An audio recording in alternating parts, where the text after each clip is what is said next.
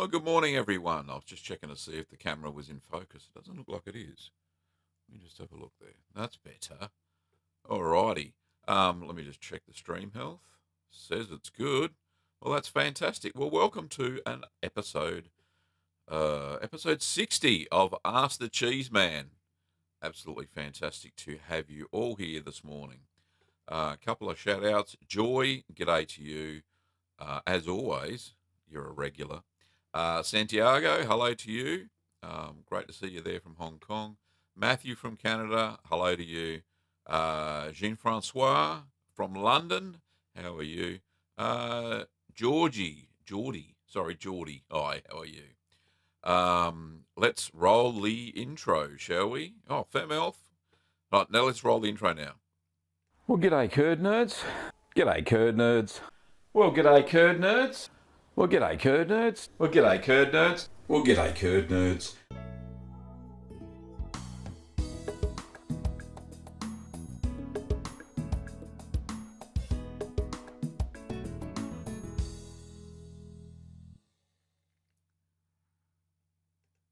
Oh, you caught me having my coffee. Hang on. Okay, fantastic. Lots of things happened this week. But before we do, we had a big flood of patrons. So shout out to, thank you for pledging your support to John, Caleb, Howard, Sudes Pie, must be a pseudonym, and Jared. Thank you very much, everybody, for becoming a patron on a monthly basis. Absolutely fantastic, and that helps Kim and I to maintain the video, especially the live one anyway, from going to air, which is great. Okay, you may or may not have seen a video that I released yesterday, and it's this one here, a surprise wedding. Now, this was a bit of a shock to both Kim and I. We turned up for Megan, and Megan's the lovely lady there with the tattoo on her arm. That's my daughter. And we went along to their engagement party on Friday night, expecting it to be an engagement party.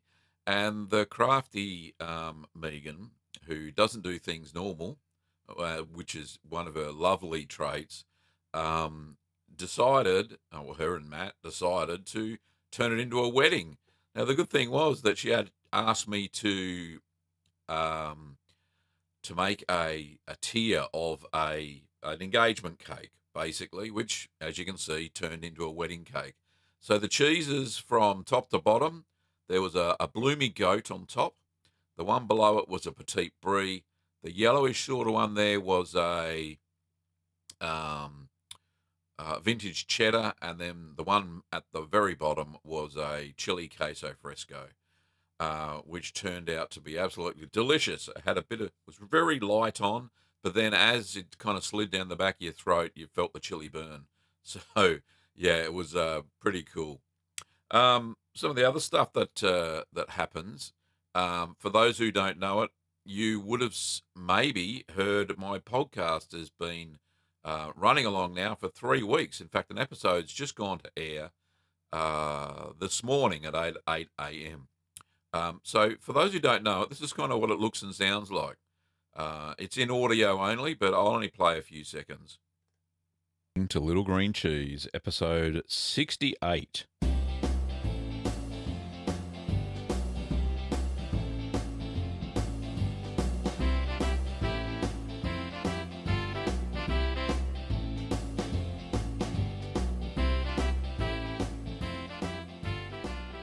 Well, welcome back. Anyway, you get the gist of that. Kim will put the link to the podcast episode. I think it's number, not sure what number it was. But she'll put the link to that into the chat there, which is fantastic. This weekend's video will be a Tome taste test, or a Tom, that has been happily maturing in the fridge now far longer than it should have. But yeah, that'll be fantastic. Kim's put the link episode there for the podcast. That's fantastic. The recipe of the week is going to be fondue. We're actually going to have a fondue party. We're going to use some of the fontina and raclette that we have left over. We're also putting some Swiss cheese that we've had to buy because I don't have any available. So that's going to be a great little video. And don't forget, as always, during the show, if you want to show your support, which is a once-off donation, then you can super chat. There's a little dollar sign down there on the bottom of the chat bar, and I think it's as little as $2 US. And that comes up. Don't forget to put your comment in the super chat. Go straight to the top, and I'll answer that one straight away. Okay, so let's get into some questions, shall we? Alexander says, "Where am I from?" Many places, but I currently reside in Victoria, in Melbourne, near Melbourne. It's a suburb of Melbourne, Victoria, Australia. Jean-Francois asked, I've made some cheddar on the 14th of, what's that? Oh, February. Sorry, dates are in the wrong way. No, they're not. Following your recipe and waxed it, I realised that there's some water coming out of it and some green mold. Shall I unwax it, wash with brine and vacuum pack? Yeah, that's the best way to sort that out. It looks like the wax must have had a crack in the seal or something like that. And when air gets in there, it does tend to weep again. And certainly the mold gets in there. So, Jean-Francois, just do that and you won't have any issues. Should be fine. David Clark, good morning. It's Ellen. Sorry, it's not David. It's Ellen in Melbourne. A bit of a name swap over there. Brenda, yay, from North Dakota. Jacob, thank you very much for your kind words there, mate. Geordie, I'm about a month into my Tilsit maturation.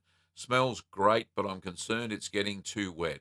How moist should I be keeping it?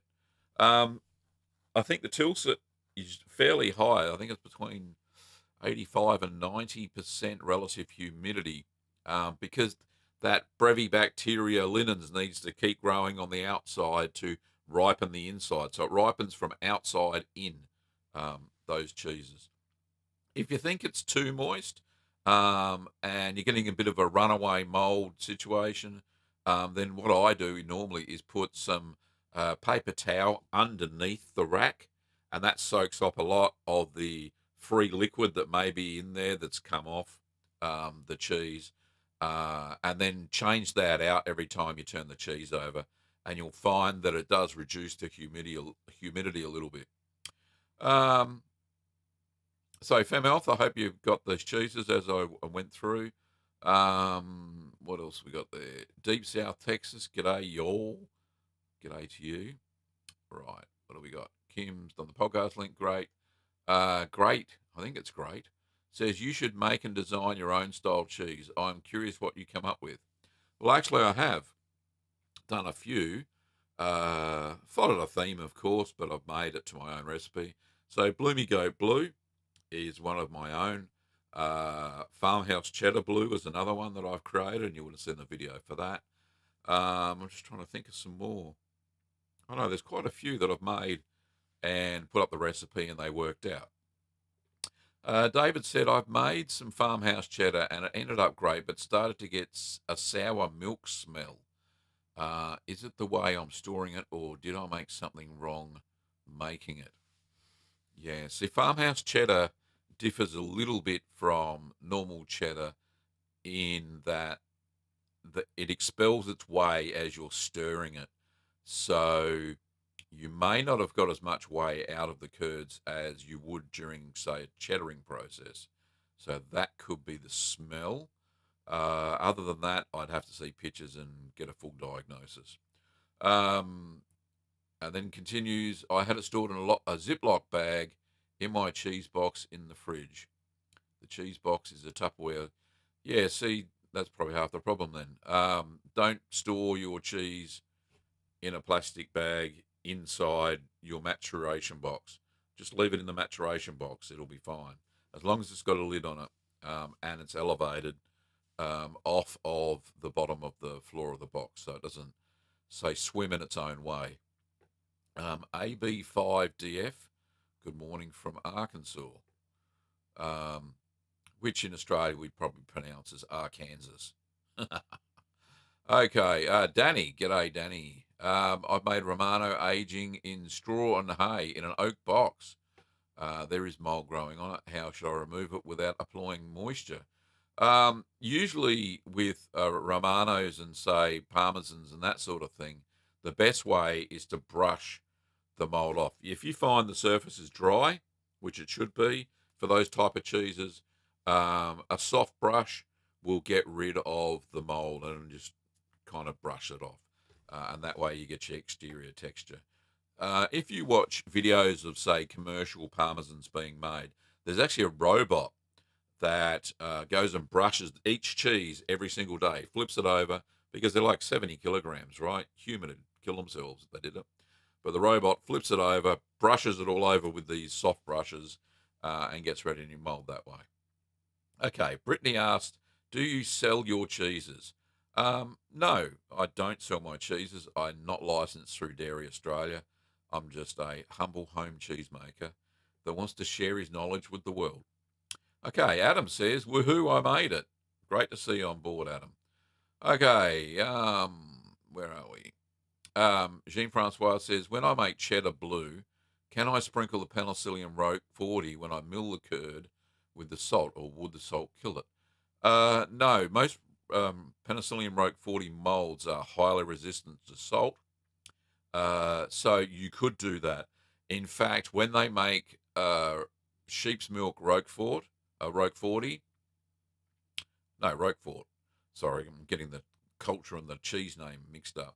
So when they make Roquefort, and when they make Saint Moncel, they sprinkle the powder, the penicillin powder, throughout the curds, and then they mold it up. So yeah, you won't have any trouble with that. You can definitely do that. Some styles of cheeses do introduce mold to the curds that way. Okay. Benona, I think that's how you say it. Be like Winona. Benona. Hello, I'm new to the cheese channel. Could one get started making cheese? Oh, sorry. How could one get started making cheese, and what is the price point for entry? Well, good question. The price point for getting into cheese making is fairly low, especially if you want to start off with simple, fresh cheeses. So cheeses like ricotta, paneer,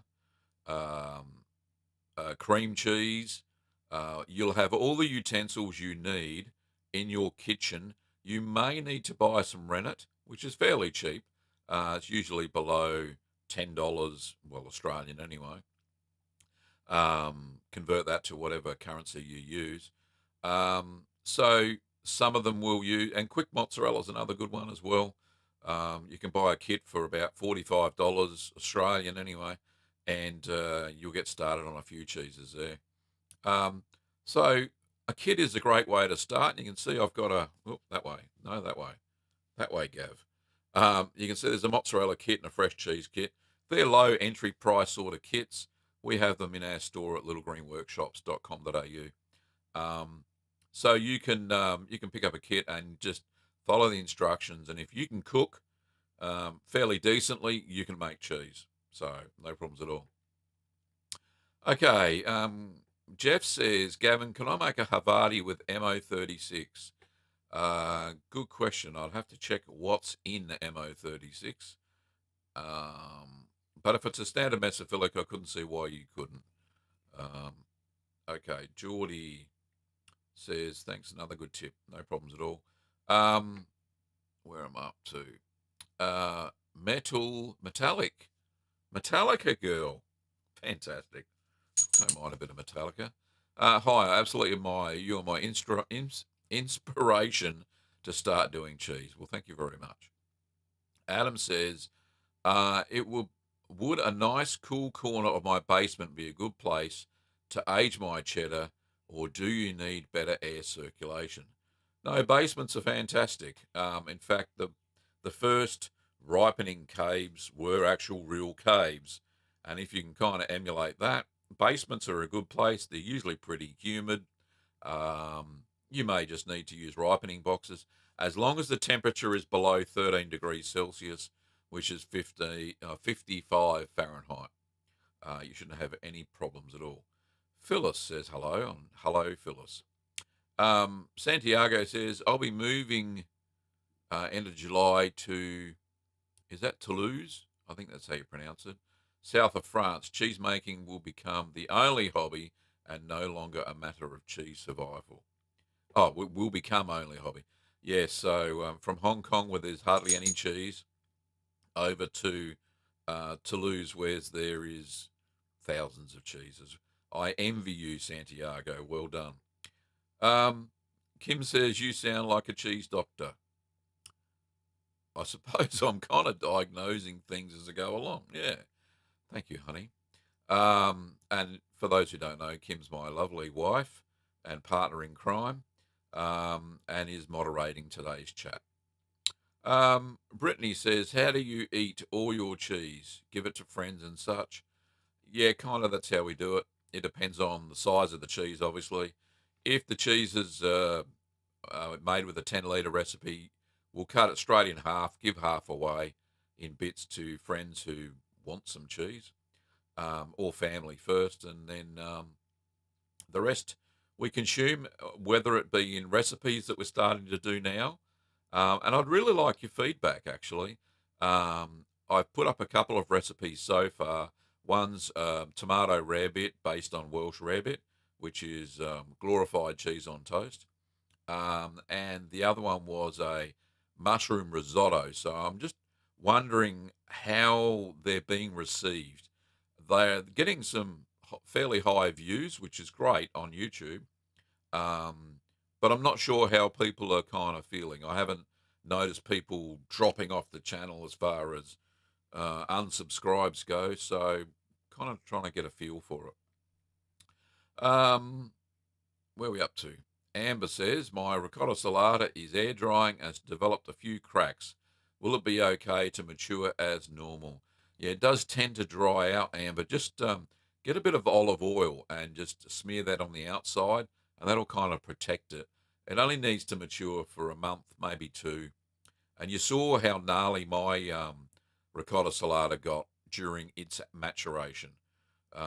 It could mean that you might not have pressed it hard enough, so it all knitted together, because it's a really high temperature cheese, as you know. You got to press it when it's warm. So anyway, hopefully there's some tips there for you. Geordie says, I've grown my own penicillin roque 40 mould on rye bread and can't wait to try your Stilton recipe. Are there any other moulds you can grow, or I can grow? Well, Geotrichum candidum is naturally found in kefir grains. If you can get your hands on some kefir grains and use those, they actually have a thermophilic culture in them as well that grow on them. So you kind of you'll kill two birds with one stone there.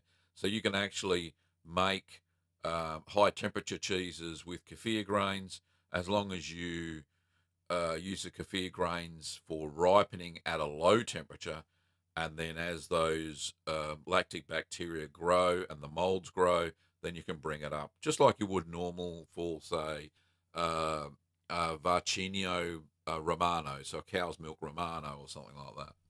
So there's some hints. A great book, actually, is one, I'll just find it.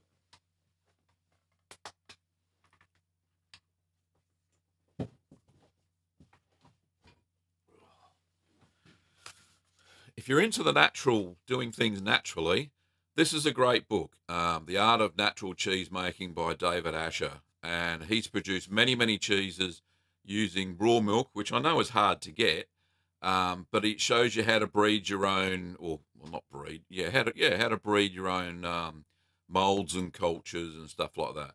So very good book if you want to get into natural, absolutely natural, without buying starter cultures and that sort of stuff. He does use rennet. He does use animal-based rennets, so you can't get away from that, of course. and they're packaged. But yeah, good little book, that one. Okay. Where I'm up to. Jean Francois says, what's the difference between Floridanica, CHN 19, and Mad Millie Mesophilic? Can I use Mad Millie for every cheese? Yeah, well, I tend to these days. It's just very convenient. And I haven't noticed the flavours have changed since I have changed out from MO30, which is a Sacco culture. They've got exactly the same strains of lactic bacteria in them. I couldn't see you having any trouble. Floridanica has um, two extra lactic bacterias in them, so there is a difference. If you pop over to Little Green Workshops and just go and have a look at the product description for um, those two those two cultures, then you'll see I've got the lactic bacteria listed in the long description down the bottom. Brizzy Girl, good morning to you. Scotty, love your videos. Got to run. Sorry to see you run. Bonona says, have you ever considered having other people review the cheeses you make compared to a commercial cheese? Not really, because quite a few of the cheeses I'm doing now are extremely hard to buy. So I have done cheese reviews with friends and family where I've got their honest opinion, and I know they're going to be honest because they'll tell me if they don't like it.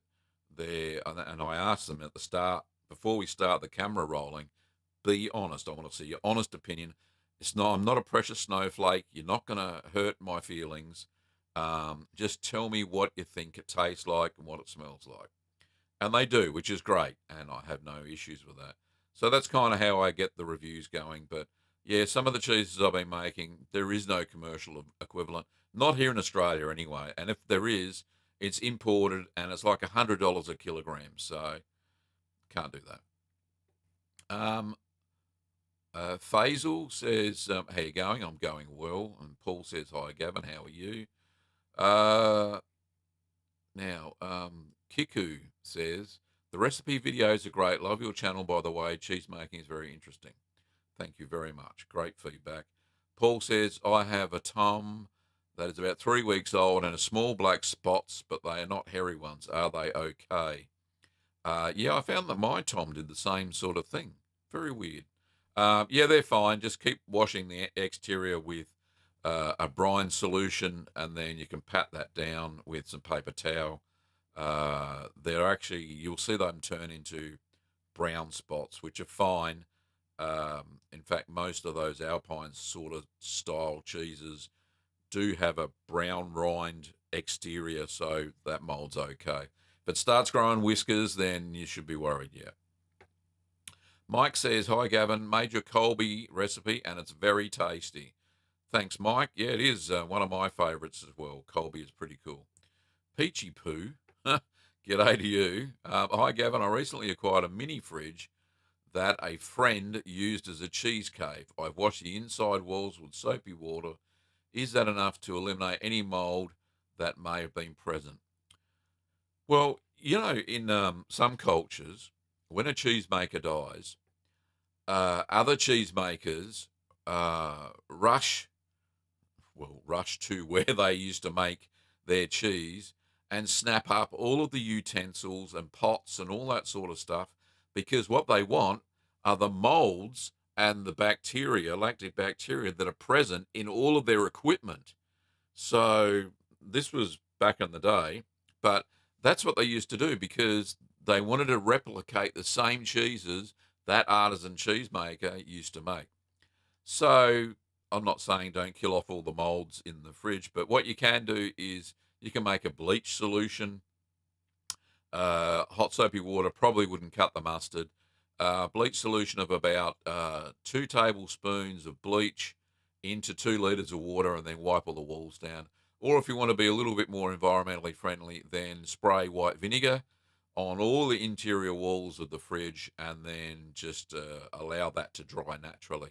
And that should kill most of the molds that may be lurking in there. But get right into all the little bits if you want to kill it all off. Anyway, But thanks for the great question. Fantastic. Joy, g'day, Joy. I have a son that works as a manager of a deli, so I sent him some of my Jarlsberg, and he said that I'd nailed it. I was using our recipe. It was great to hear. Fantastic, Joy. Yeah, that Jarlsberg recipe's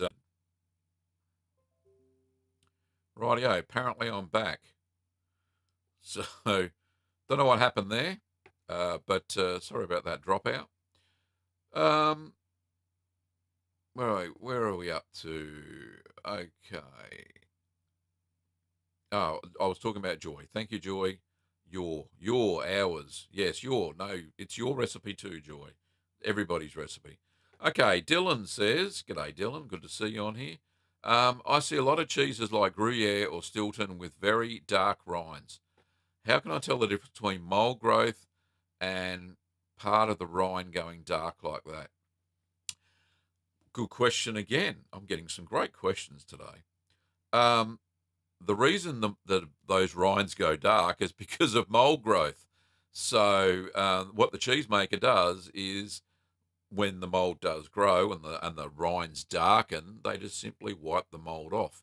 And what's left behind is those dark patches on the cheese. You may have seen on the videos that I made for Gruyere myself and Piora, which is a very similar cheese, the rind of the cheese went dark because of mold growth, and it was really light mold growth. It was like whites and greys and some blue mold, and I just wiped those off once a week when I turned the cheese, and the rind darkened by itself. So that's what creates the darkening of the rind. Okay, Faisal says, when did you start making your first homemade cheese? Okay, back in 2009 was the first cheese I ever made, and I went to a cheese making class, funnily enough, and that's probably why I recommend cheese making classes. So I went to a cheese making class with these two lovely ladies. In fact, I was going to talk about this. This was the little book that they gave me during the cheese making class. It's got about 5 or 6 recipes, and they were the first few recipes that I ever made. Now, you can't buy it, but it's just something they made. So these two lovely ladies from out in Gippsland, where in Victoria it's a large dairy area, and they used to do a travelling roadshow, travelling workshop to local community centres. So I signed up for one of their courses, made feta, because I knew what feta tasted like. And my first cheese kind of tasted like feta, so I was happy with that. And then from there on in, I made probably one of their recipes a week out of their little book that now I've read through them, probably aren't totally correct. But yeah, so doesn't matter. I've made videos since, and then when I started making videos, I found that people actually watched them, which was amazing to me. And I just kept doing it. And from 2009, I think my first video was... when did the channel first start? Let me have a look. How do I do that? Yep, I know how to do that. Just go to the dashboard, go to my channel, and go to About. And it tells me when the first video was posted. About. There you go. February 26, 2009 was when my channel first started, my YouTube channel. So it wasn't long after I made my first cheese that I posted my first video. And I think it was about a 1-minute video that showed my kitchen in cheese making. There's no audio or anything. It's just, that was just the first video I decided to make. Pretty cool.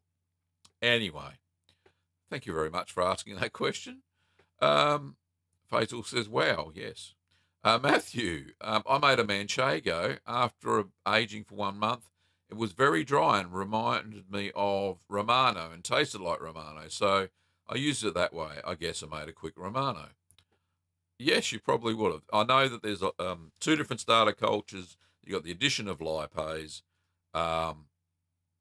And if you age it with using olive oil, then it does tend to dry out a little bit. Normally, the manchegas are a bit bigger. They're about 3-4 kilos in real life, and they're made from sheep's milk, which tends to not dry out as much as, say, cow's milk does. So that's some differences. But yes, well done, Matthew. Amber says, how do you determine how long to mature a cheese? If someone doubled a recipe for one of your cheeses, how much time do they add to the maturation, or does it depend on the cheese? Right. Um, so if you double the ingredients, you don't double the maturation time. It's the same, honestly. Uh, and you don't like double the temperature or anything like that. So when you double a recipe, all you double are the ingredients. That's it, nothing else.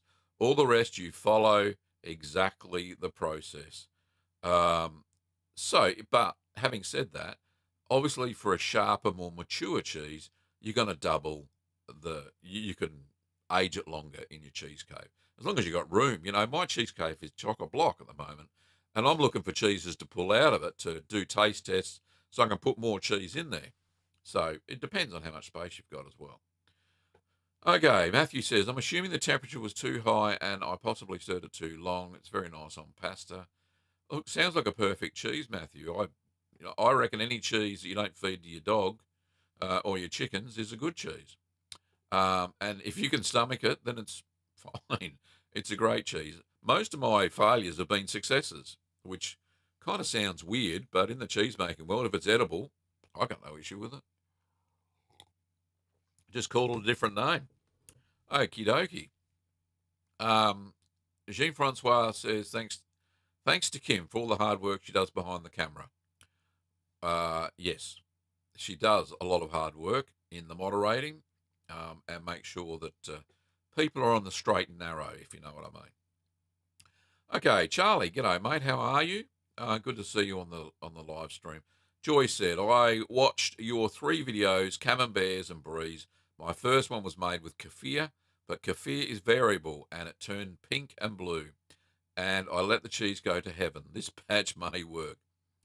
Yeah, so kefir grains definitely do work. I think they're a little bit harder to work with because, as you said, Joy, they are very variable. You don't know what sort of lactic bacteria and molds are going to come out of it. Okay. Geordie says, I couldn't believe how good the halloumi recipe was. I make it once a week now. Yeah, it is amazing, isn't it? I couldn't believe that for a simple fresh cheese. Well, I suppose it is a fresh cheese. That only needs rennet. You don't need starter cultures for it. Is such an amazing cheese. It just blows me away. I love it. It's bloody delicious. Annie, do you have any tips on making sherbet with goat's milk? I indeed do. I've made a complete video of sherbet. And Kim, if you can pop the link up for sherbet for Annie, that would be fantastic, and that'll help her out immensely.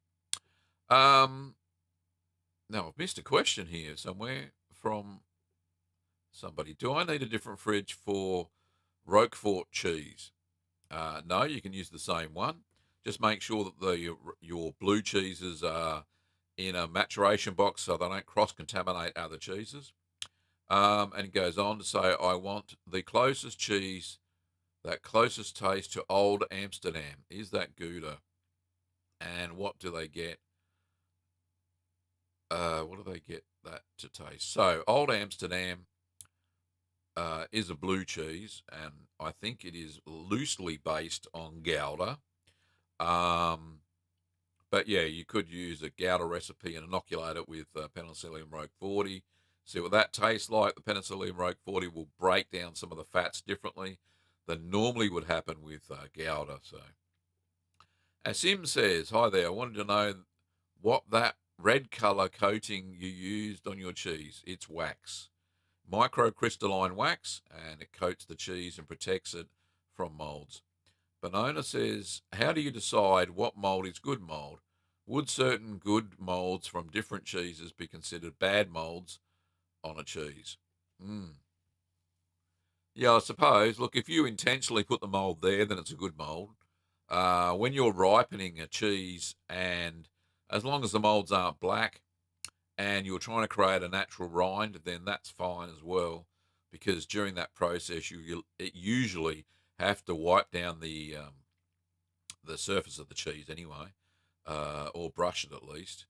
Um, so yeah, the good molds are ones you introduce. If you're say making a cheddar and you get blue mold all over it, it's probably not what you're after. So that'd be a bad mold.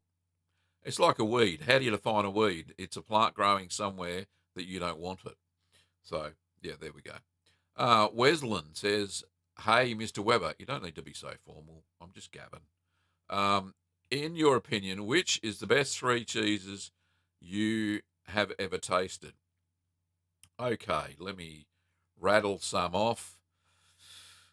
It's very hard. I've tasted many, many. I love all cheeses equally as well, because every different cheese surprises me. Okay, let me go off. The ones I've made, the best, Bloomy Goat Blue, absolutely blew my mind. It was amazing. Tilsit, which is the first red mold cheese I'd ever tasted, and the vintage cheddar that I made was out of this world. It was amazing. There you go. There's the three best, and you can find videos for those on the channel somewhere. Donna says, "I'm wanting to make your cheeses that call for 2.5 gallons, which is 3 litres, 10 litres of milk. Farmhouse cheddar blue. I have cooking containers for 2 gallons. Do I need to reduce the culture salts rennet by 20%? Yes, you do. That's how you do it. So when you scale back a recipe, scale it back by the percentage of milk you're taking out. Annie says, thanks. Amin says, hi. Sawyer says, my wax cheeses keep growing patches of mould under the wax or large enough that I have to cut them off. How do I prevent mould growth from requiring rewaxing and such frequent washing? There is one of the things that may be wrong is that the temperature of your wax is not hot enough. It has to be at least 75 Celsius to kill off any molds. It's like kind of flash kills molds on the outside of your cheese, right? Before you wax them. There is a solution though. There is a product that is available in some cheese making stores. There's a PVA coating that you can give it, and you may have seen, if you've ever eaten a Baby Bell cheese and you pull the wax off and you have a look underneath, there's a little white layer underneath the red wax. That's a PVA coating that comes off, but you coat it, you brush on this PVA coating, and it has a mold inhibitor in it as well. The only reason I haven't mentioned it is because I've never used it. Anyway, so you put this PVA coating over your cheese. It's not poisonous or anything like that. It's food safe.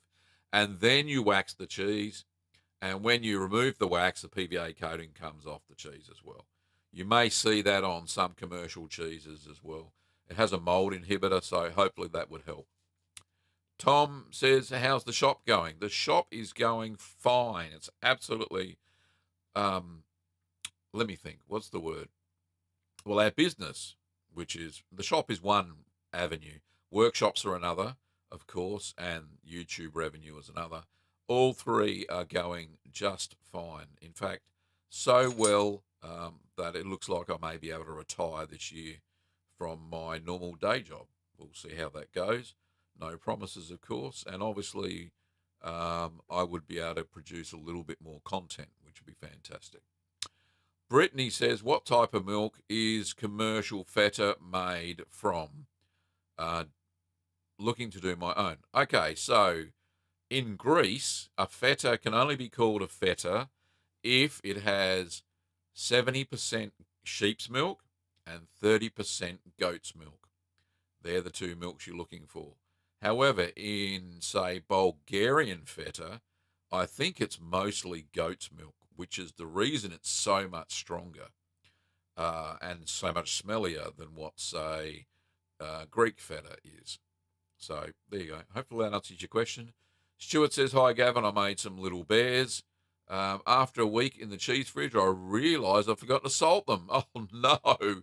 That's horrible. I took them out, put them in brine for 3 hours.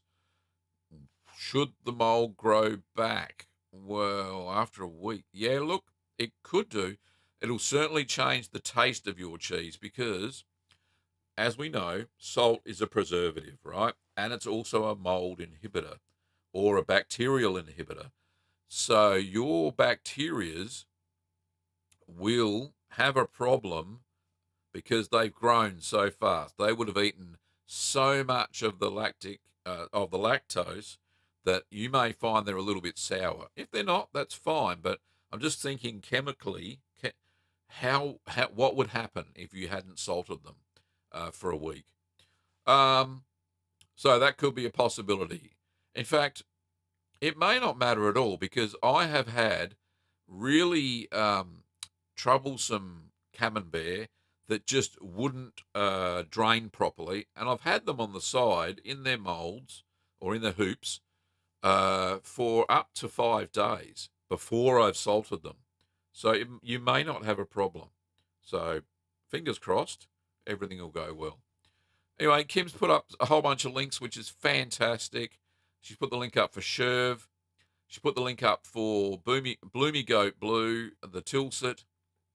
She's also put the link up for the cheddar cheese, which is currently my number one viewed cheese, and it's nearly at 2 million views, which is fantastic. Benona said, if you had to be a cheese, what kind of cheese would you be? Oh, I don't know. That's a funny question. Not quite. I couldn't answer it. Sorry. Charlie says, Gavin, with my Stilton, after I cleaned it and wrapped the outer edge, it is now a little wet. Is that normal? Yeah, it does tend to weep under the paper a little bit, and it is a fairly moist cheese anyway. But hopefully it shouldn't take too long, Charlie, before it is finished with the outside mold growth and it continues with inside. You may get one of those funny blue cheeses without blue veins in it, like I do sometimes. Okay, Lag Demon says, what's the easiest cheese for a beginner to start with? Definitely ricotta. Very simple, easy to make, and you can make whole milk ricotta, or sweet ricotta as it's known as well. Tom says, have you ever thought about sponsoring any university clubs such as Otago University Cheesemaking Club? Do you belong to that cheesemaking club, Tom? No, we don't sponsor anybody at the moment because we actually don't pay ourselves very much. Not even a living wage at the moment. So when we get above that, then we may think about sponsorships and the like. Geordie says, if I had no lipase for cow's milk recipe, how much goat's milk would I use to replace the lipase? I tend to replace it with 1 litre. So swap out a litre of cow's milk for a litre of goat's milk, and then you'll get the piquant flavour. Shouldn't have too many problems. Kim put in a hint link, which is one of her favourite cheeses, which is Cotswold, which is basically a double Gloucester with chives and onions. She loves it. Charlie says, does the smell get stronger? Sometimes for that blue cheese. But if it does start to grow stronger, it means it's rotting faster. So you may want to check it and maybe taste it. Stuart says, thanks, Gavin. Have ordered a cheese press through your shop. Thanks, Stuart. Currently sitting at German Customs. Looking forward to getting on making hard cheeses. Yeah, we find with some European orders, the orders do sit in customs until you pay VAT or whatever it's called over there, value-added tax. Because when you buy it from our shop and we ship overseas, we take all the Australian taxes off it.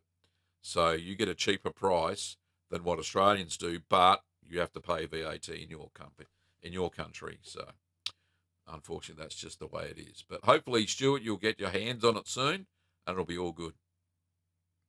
Okay, Lindsay says, could you please give me the name of the fresh sheep milk supplier again?